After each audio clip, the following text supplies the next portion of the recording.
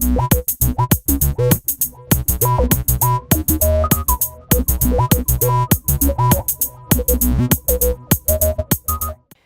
and welcome to the new edition of the Schuman Trainees Community Podcast.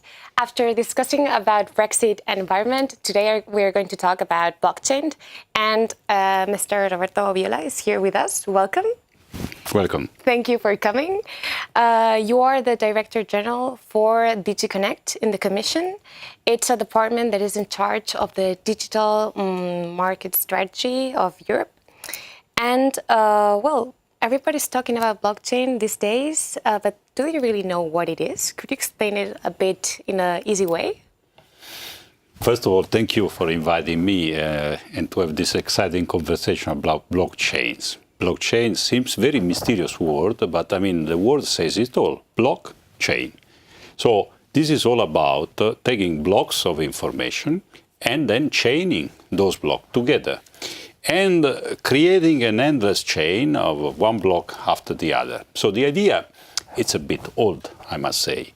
From centuries, we have been in our history with the idea that there should be a transaction between two people or two entities, someone watching the transaction saying, yeah, this is good, this transaction exists in contracts, in bookkeeping records. I mean, this is quite normal. So imagine in centuries ago, the monks in monasteries that they were starting to record every transaction in these enormous books. So this was the start of modern accounting. The whole idea of accounting is bookkeeping. No, it says also the word bookkeeping is a synonym of accounting. The same concept applies to blockchain. Everything should be accounted for, everything should be chained for. Now, what is really revolutionary is that basically the history cannot be erased. So once you have codified what happened in a block, there shall be another one. You cannot change the previous block. So if I make the example again of the book, there cannot be someone during the night sneaking in the monastery and erasing the book or taking away a page. This in blockchain is not possible. If you try to alter the past, the chain will not lock. So that's why it's so secure, that's why it's so consistent. The past is consistent with the future and the future. Mm-hmm. Mr. Viola, when we were preparing for this interview with you here and read about blockchain technologies, we also understood that it's sort of a very complicated technology and also a very abstract one. But on the other hand, it seems to be that it's also linked to very idealistic terms like trust and transparency. So perhaps you could try to explain what are the main aspects, the main ideas, the main philosophy behind the technology, and perhaps you could briefly also mention when you heard of it for the first time. As you said, it's the elements of it are very old to you. Well, I hope I convinced you that there's nothing mysterious about blockchain. It's really a new way for humans to do transactions and record them. The whole trust issue is part of the way contracts, the way transactions are recorded between humans. I mean, you sign a contract, of course, the basic element, even legally speaking, is the element of trust and good faith among the people signing a contract. So the same applies to blockchain, but what is new is that if you take public blockchain, no one is really responsible. Normally you have a mediator of trust, being a notaris, being a lawyer, or being someone that witnesses the signature. Here is the people themselves that are responsible for the chain. You take something like cryptocurrencies, there basically one after the other the records are formed, and it's a collective effort. There's no one really responsible. These are called the so-called decentralized systems and public systems where collectively we create trust. And indeed, this is new. Many companies are calling for more regulation. Do you think that establishing a legal framework will kill the spirit of blockchain? You know, when there's an innovation, it's never a good idea to rush into regulation.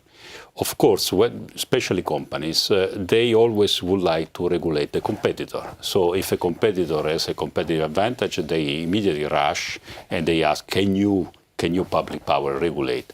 I think the first reflex on something like blockchain would be first to understand better, because as you say, it's not that familiar, I mean, as a concept. Second, to have startup innovators proposing new application, especially in the area of public services, and then slowly but steadily understanding what we need to do. I mean, we need to inspire the trust.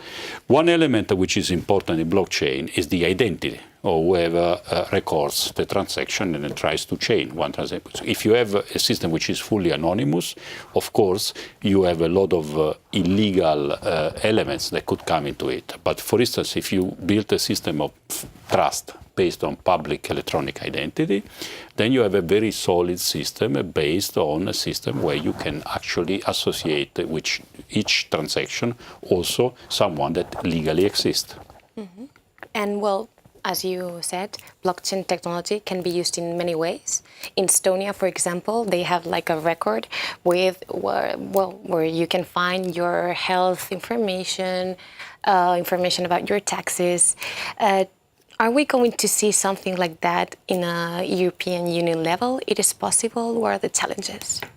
Well, one thing I want to tell you that is really a premiere is that from the 1st of July, DG Connect will be reorganized and we'll have one unit dedicated to blockchain. So that is a signal that for us now it's becoming in Europe very important, I mean, to look seriously to blockchain.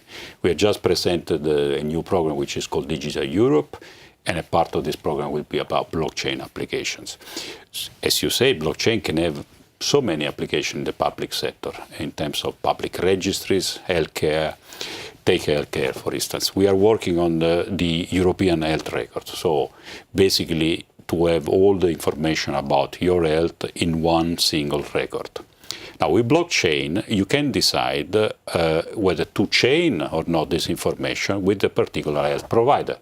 But without your consent to be chained, this will not be possible. And also, you will have the complete record of transactions throughout the time. You will always know when and how you decided to chain this information and to go to a next level of consultation of your medical record. It will be under your control and completely traceable.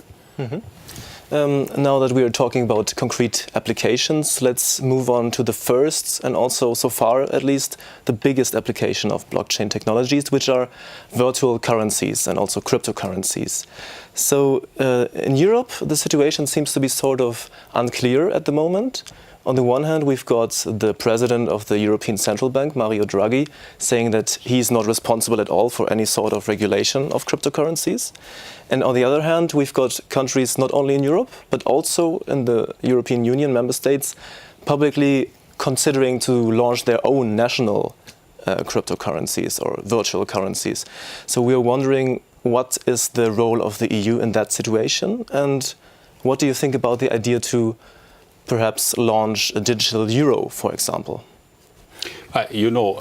First of all, this is for sure the most known application of blockchain, but now there are really many interesting startups. For instance, in fashion goods.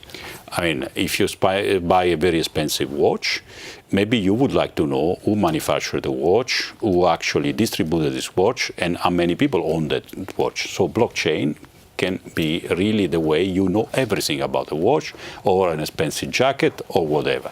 The same for diamonds, the same for copyright. So there are so many people now active with so many interesting applications. But indeed, I mean, in cryptocurrency, it's where people basically understood that blockchain is something very big or very interesting. Now, we are working together with another DG of the European Commission, which is DG FISMA, which is responsible for the financial markets, and we have created a joint team because, of course, there are elements which are technical or digital, but the elements which are about the financial regulation.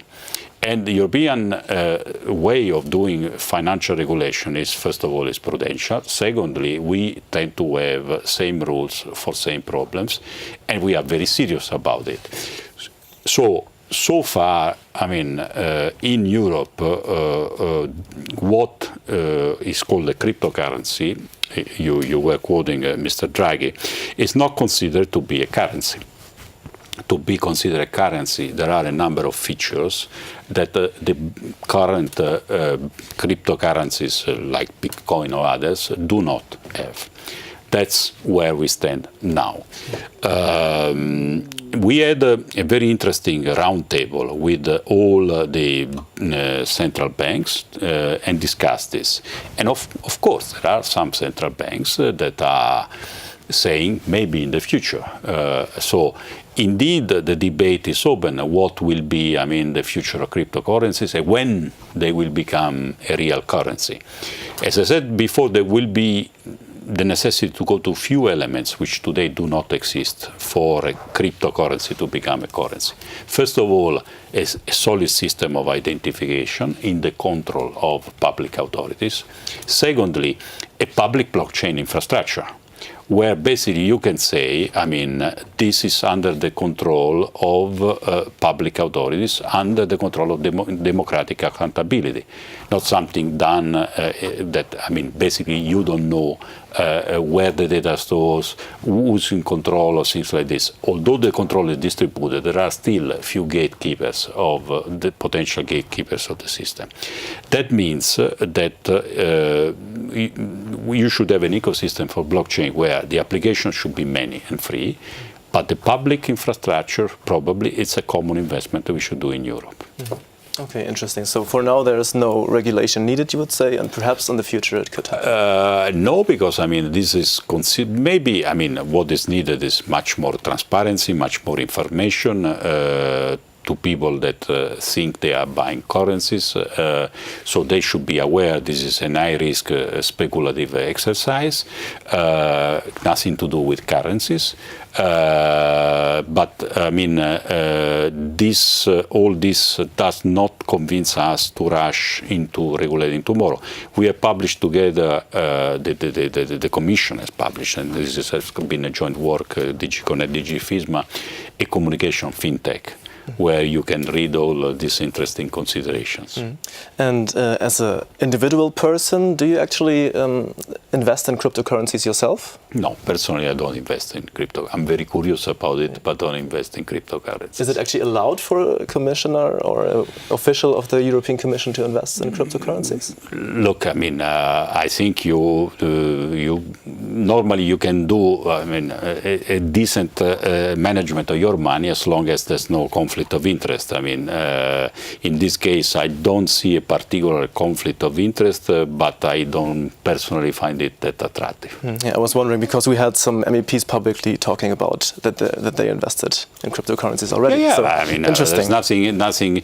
Being distributed elements, with no owner, by definition, there's no conflict of interest. Yeah. Yeah.